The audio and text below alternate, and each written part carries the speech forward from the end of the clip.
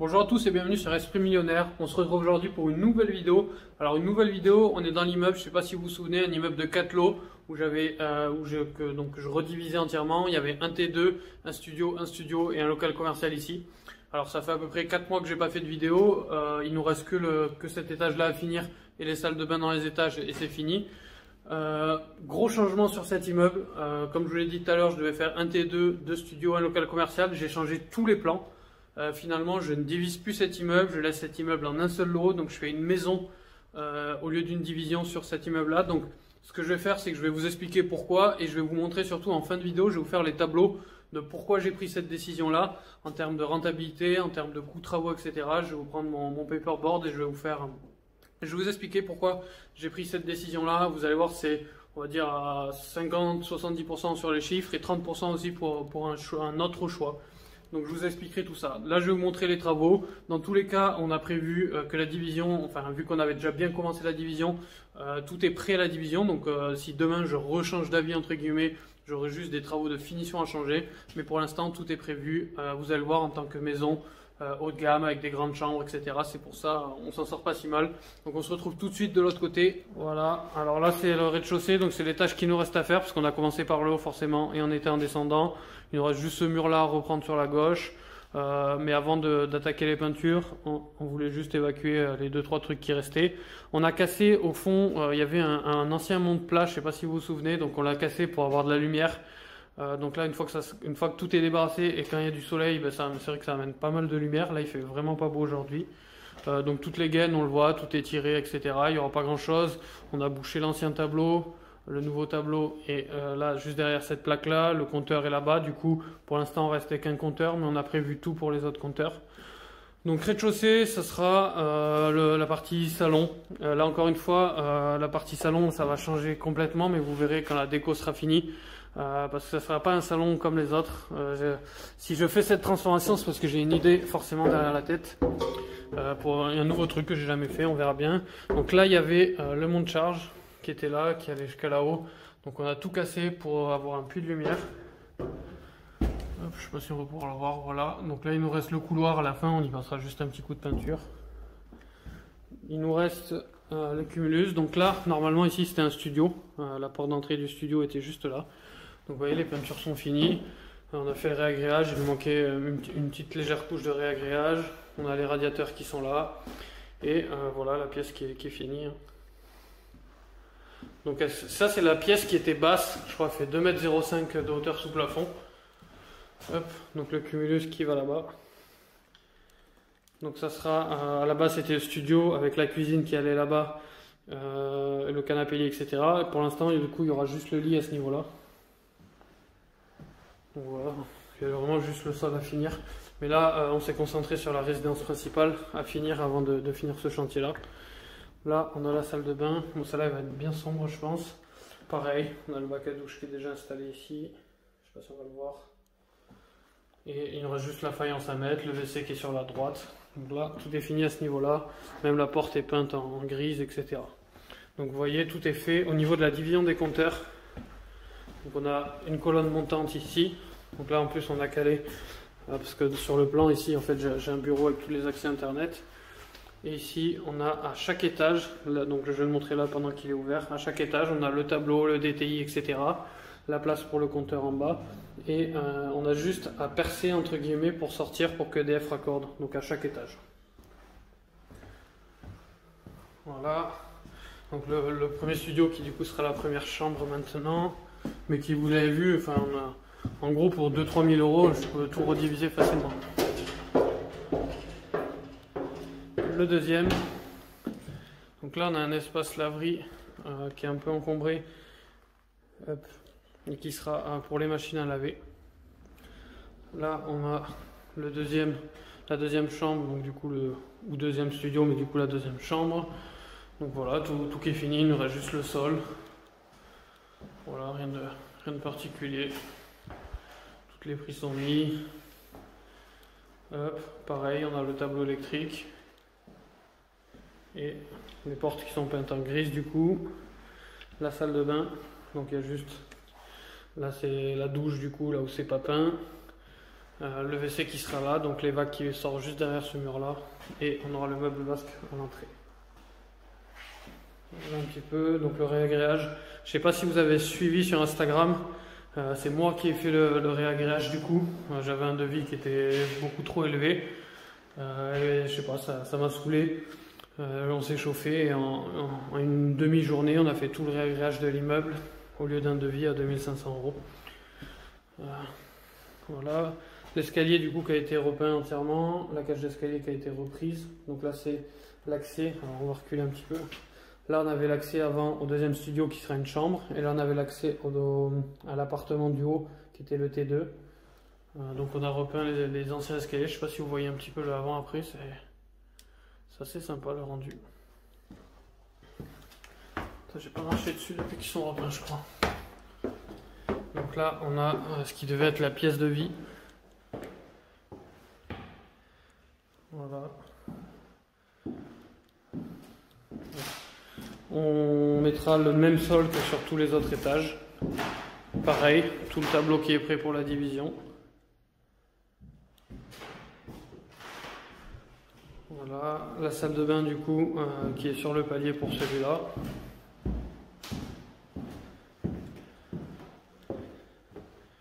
Donc là on avait déjà carrelé, donc il a dû protéger. On a déjà le bac à douche qui est installé. Le WC qui est un broyeur à cet étage là et le meuble vasque qui vont ici. Donc tout est fini, tout est repeint pareil. Là on a vu sur la cage d'escalier qu'il faut qu'on nettoie encore du coup. Qu'on sécurise avec un petit quart de corps. Et là il faut qu'ils nous mettent un couvre-joint ici. Donc l'escalier, je ne sais pas si vous voyez la rénovation de l'escalier. Vu l'état où il était, franchement ça rend moins bien en vidéo, mais en vrai il est assez sympa la réno. Et en haut, du coup on a la dernière chambre qui normalement devait être la chambre du T2. Voilà, hop. Voilà, donc le réagréage qui est fait pareil ici. Le cumulus là-bas. La petite fenêtre là, le Velux qu'on avait réinstallé. Il nous manque juste la verrière à mettre ici et la verrière à mettre là-bas.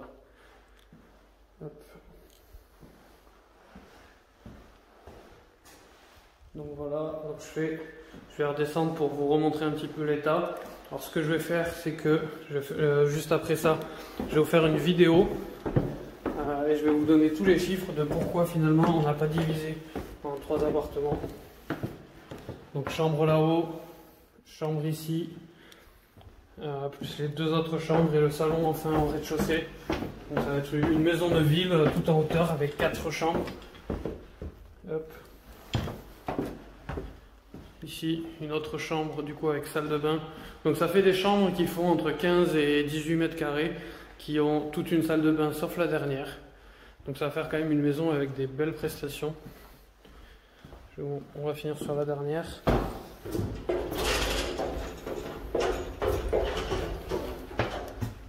Donc ça sera une autre chambre.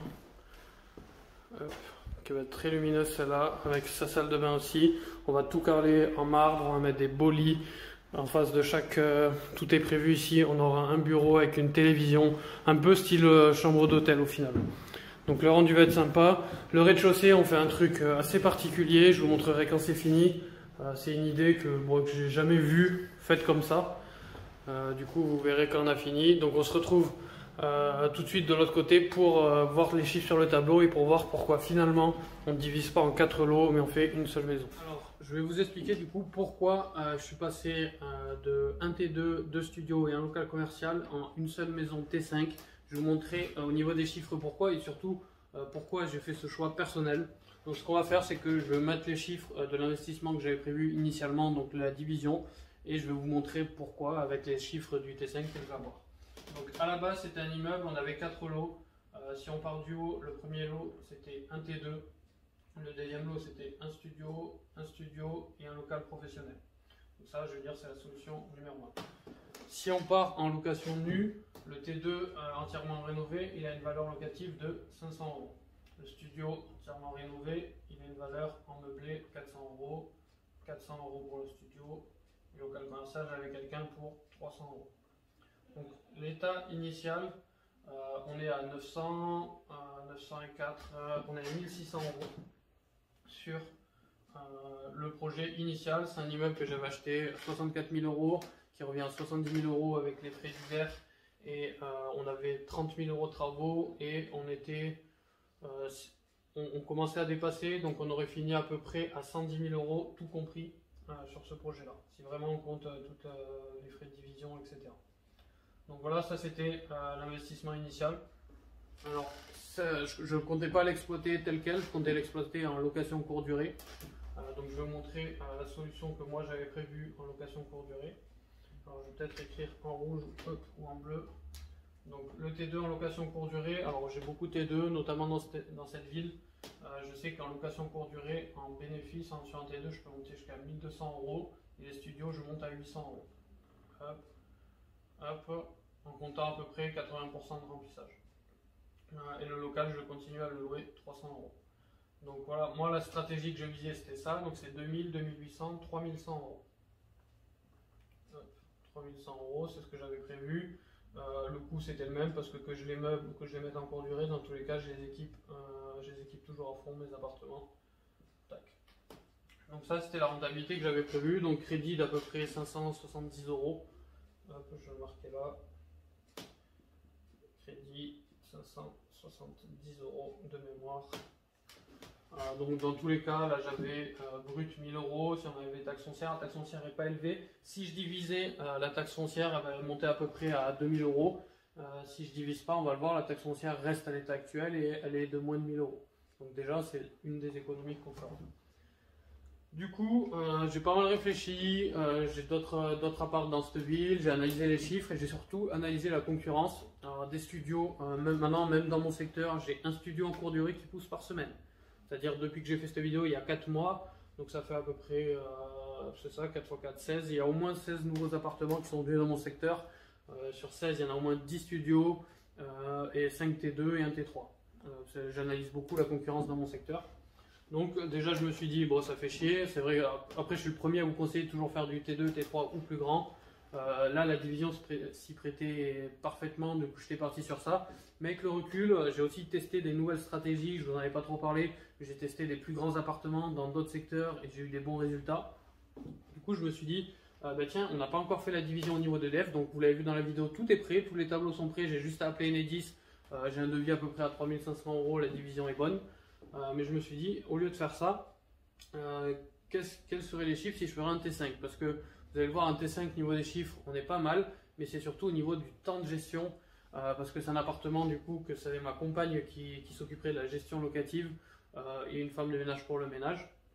Mais aujourd'hui, vous allez le voir, entre faire 3 fois le ménage et faire une fois le ménage, entre faire 3 fois la gestion, donc c'est-à-dire rentrer en moyenne une personne tous les jours, contre rentrer une personne tous les 3 jours, etc. Au bout d'un moment, aujourd'hui, on cherche un certain confort de vie.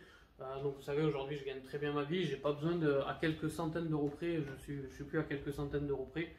Du coup, on a préféré partir sur un temps de gestion moindre. Et vous allez voir que la rentabilité, elle est au rendez-vous. Donc, au bout d'un moment, si on travaille 3 fois moins et qu'on a les mêmes résultats, forcément, ça a fait réfléchir. Et du coup, je vais vous montrer les chiffres. La deuxième solution, du coup, alors je vais essayer de faire une barre qui sépare bien.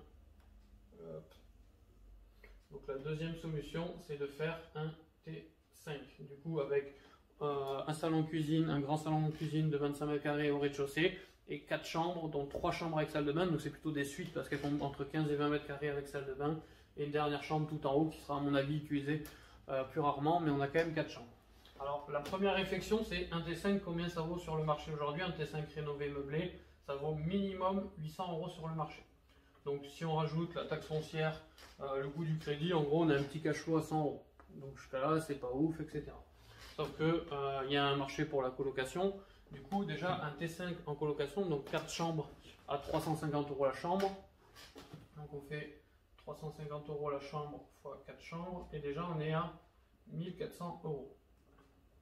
Donc déjà, on a un seul lot à gérer, donc il y a 4 baux, mais on a un seul lot à gérer, on a 1400, quand on était à 1600 euros avec 4 locataires différents à gérer.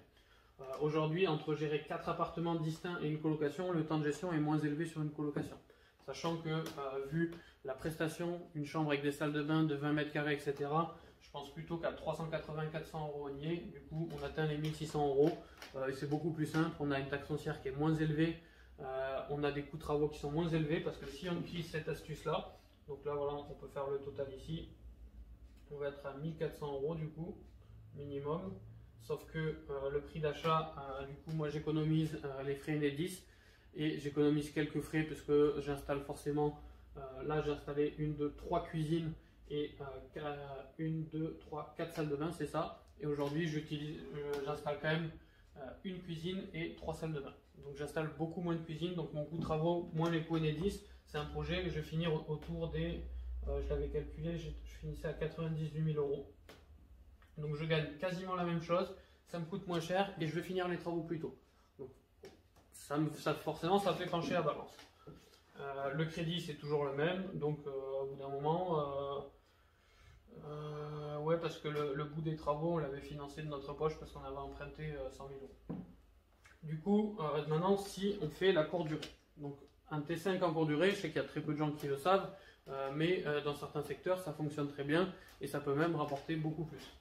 Donc, si on fait un T5 en courte durée, ça se loue dans le secteur un minimum de 120 euros la nuit. Et honnêtement, je crois qu'il y en a deux dans tout le secteur pour à peu près 120 000 habitants. Du coup, pour l'instant, ça va. La concurrence, après, c'est les gîtes, mais pour moi, c'est pas la concurrence, c'est une offre qui est différente. T5 à 120 euros la nuit, on fait 30 nuits, ça nous fait 3600 euros. Hop, on fait on affaiblit le taux de remplissage, on va compter 80%. Alors, sachant que le taux de remplissage, j'annonce 80%, ça fait 5 ans que je fais de la courte durée sur du studio T2, T3, T4 dans le secteur. Je ne dis pas les chiffres là au hasard, c'est parce que j'ai déjà expérimenté ces chiffres là avec mes appartements. Du coup 3600, j'enlève 20%, ça fait moins 720, donc ça nous fait 2880 euros, donc à peu près 2900 euros. Donc déjà on voit, je passe de 3100 euros à 2880 euros de rentrée, donc je perds à peine 220 euros, sauf que si je fais le calcul maintenant en termes de frais de ménage, ici, je paye 3 fois les frais de ménage. Ici, je paye qu'une fois. Ici, la femme de ménage, elle va intervenir 1 à 2 fois par jour. Ici, la femme de ménage, elle va intervenir 1 fois par réservation. Donc, elle peut venir 2-3 fois dans la semaine, mais elle peut aussi venir, maintenant j'ai des techniques pour des longues réservations, elle peut venir en moyenne 1 fois par semaine. Donc, entre gérer une personne tous les jours pour la gestionnaire, donc qui va me facturer cette gestion-là, et une femme de ménage, du coup, qu'on va pouvoir gérer en direct, parce que s'il y a besoin qu'elle vienne 1 fois tous les 3 jours, 1 fois toutes les semaines, je ne vais pas déléguer, je ne vais pas donner 10% du chiffre d'affaires juste pour faire un coup de fil par semaine. Donc ce qu'on va faire, c'est que c'est ma compagne qui va s'occuper de la partie gestion. Du coup, il y aura beaucoup moins de gestion. Si on va au bout, donc on finit toujours à 98 000 euros. Et la taxe foncière qui n'augmente pas. Donc là, la taxe foncière, on était à peu près, on serait monté entre 1600 et 2000. Là, elle va rester inférieure à 1000 euros. Donc on va le montrer là, la taxe foncière est à moins de 1000 euros. Je crois qu'elle est à 700, mais je ne veux pas vous dire de bêtises, on va compter large. Et là, on aurait une taxe foncière qui serait plutôt autour des 2000 euros. Donc, hop, donc ça fait quand même 1000 euros, ça fait 100 euros par mois de différence. Donc déjà, c'est comme si on était à 2900, enfin à 3000 vs 3100, 3 fois moins de gestion. Là, on peut monter plus haut parce que 120 euros, c'est une moyenne si on loue à peu près. Parce que en fait, quand vous louez un T5, vous avez un prix à la nuit, mais c'est pas 120 euros la nuit, peu importe le nombre que vous êtes. En général, on va afficher 80 euros pour 2 personnes. Et après, on va afficher 10 à 15 euros supplémentaires par personne. Ça veut dire que s'ils sont 2, ben, ils vont juste payer 80 euros la nuit. Et dans ce cas-là, on est très bien placé parce qu'on a quelque chose qui est prévu qui ferait que ça se louera très bien. 80 euros la nuit. Et on va rajouter, là, on va pouvoir monter à mon avis à 15 euros, mais je vais compter 10 euros sur les chiffres. S'ils viennent à 4, du coup, ils vont payer 100 euros la nuit. S'ils viennent à 6, ils vont payer 120 euros la nuit. Sachant qu'ils peuvent venir à 10. Donc là, on est à 6, là, on est à 4, là, on est à 2. S'ils viennent à 8, ils vont payer 140 euros la nuit. Et s'ils viennent à 10, parce qu'il y aura un canapé convertible, ils vont payer 160 euros la nuit. Donc moi, j'ai pris une moyenne voilà, à 120 euros la nuit. Ça veut dire qu'il y a des mois, par expérience, surtout l'été, où il y a beaucoup de familles en déplacement, etc. Il y a des mois où on va plutôt tourner autour de 160 euros la nuit. Et là, 160 euros la nuit, on peut monter jusqu'à 4800 euros. Donc en fait, là, c'est exponentiel, je peux gagner plus, alors que là, au bout d'un moment, je suis bloqué. Donc, moins de gestion. Si ça marche bien, potentiel de gagner beaucoup plus, sachant que j'ai un super emplacement pour ce bien-là, que j'ai d'autres biens à proximité, que si je veux, je peux même proposer de la place de parking en complément, que j'ai, je vous le dirai plus tard, c'est une technique que je vais utiliser si ça marche, ce chiffre-là, il y a quelque chose que je vais utiliser que j'aurais pas pu utiliser en fait si je faisais cette découpe-là, mais en faisant cette découpe-là, je peux gagner 30% de plus en plus des chiffres que je viens de vous montrer, mais je vais garder juste un minimum d'avantage concurrentiel tant que je ne l'ai pas testé complètement, parce que si ça marche, ça permet de faire plus 30% sur certaines locations courte durée. Alors c'est pas l'installation d'un spa, d'un jacuzzi ou peu importe, c'est vraiment, je suis allé chercher un concept un peu plus loin et c'est pour ça que j'ai préféré faire ces techniques-là. Donc voilà pourquoi on a décidé de ne pas le diviser en 4. En plus à la revente, je peux le revendre en tant que maison de ville, en tant que résidence principale, donc en tant que revente ça peut aller bien. Même si en immeuble de rapport, honnêtement, avec 1600 € de revenus, je peux le revendre facilement 200 000 € demain matin. Donc faire une plus-value de 90 000 €. Là je peux le revendre aussi 180-200 000 € demain matin. Voilà, le seul risque qu'on a, c'est que par exemple ça marche pas. Au lieu de faire 2008, on va faire peut-être 2000. Donc déjà ce ne sera pas un échec parce qu'on aura beaucoup de moins de frais ménage, etc. Je vous épargne le calcul, mais quand on rajoute tous les frais ménage, le temps de gestion, les serviettes, les choses comme ça, on a un vrai avantage à louer à louer un logement plutôt que 4 logements. En termes d'usure, en termes de clientèle, au bout d'un moment, entre 3 petits appartements et une grande maison, c'est pas la même clientèle, etc. Donc voilà, dites-moi maintenant dans les commentaires si vous aurez fait pareil ou pas. Je sais que c'était un pari osé, nous il y a tout qui est prêt. Ce qui est bien, voilà ce que je voulais dire, ce qui est bien c'est que si demain matin on voit que ça marche pas, on rajoute les 12 000 € de travaux, donc on installe les cuisines, tout est prêt à la division. Il y a juste à mettre des verrous sur les portes et installer les cuisines. Et appeler EDF, il nous fait la division officielle, et encore qu'on pourrait faire une division officielle. Donc en gros demain pour 10 000 € je peux passer à cette découpe là. Mais si ça marche, avec la technique que je vais mettre en place, je vais gagner plus d'argent pour moins d'efforts. Donc au bout d'un moment, je me suis dirigé sur ça. Et au pire des cas, si ça ne marche pas, je me dirige sur ça. Donc voilà, c'est un peu un pari que je fais. Comme vous savez, j'aime bien tester des nouveaux trucs, des nouvelles techniques. Là, je pense avoir une nouvelle technique. Si elle fonctionne, je peux gagner 30% de plus là-dessus. Au pire, elle ne fonctionne pas, je gagne que plus 10%. Mais du coup, je serai quand même plus gagnant que ça. Et aujourd'hui, je vous avoue que je gagne très bien ma vie. Ma compagne aussi. Mais du coup, c'est nous qui allons gérer ce bien-là en direct, sauf le ménage. Mais en faisant cette technique-là, honnêtement, pendant au moins les 3 premiers mois, c'est nous qui allons le gérer en direct avant de déléguer, parce qu'on veut tester une nouvelle stratégie. Et au bout d'un moment, c'est le confort de vie. On a 2 bébés et on s'est dit, soit on paye de la délégation, ça rajoute à tous les appartements qu'on a. Ça rajoute à tous les appartements qu'on a de la gestion. Et là, on peut tenter. Et si ça marche, c'est jackpot. Voilà. Je ne vais pas m'étaler plus que ça. Si vous avez des questions, dites-moi dans les commentaires. Si vous avez des questions sur ce projet-là, dites-moi dans les commentaires si vous aurez préféré faire la division là ou partir sur ça. Alors je sais, j'aurais été débutant, quand j'ai été débutant il y a 5 ans, je suis quasi sûr que je serais parti sur ça. Aujourd'hui, avec le recul que j'ai, la recherche de temps et la vision que j'ai de l'immobilier, je préfère tenter ça en premier. Donc voilà, dites-moi si vous comprenez ça dans les commentaires. Et comme d'habitude, c'est moi qui réponds à tous les commentaires et on se retrouve pour une prochaine vidéo.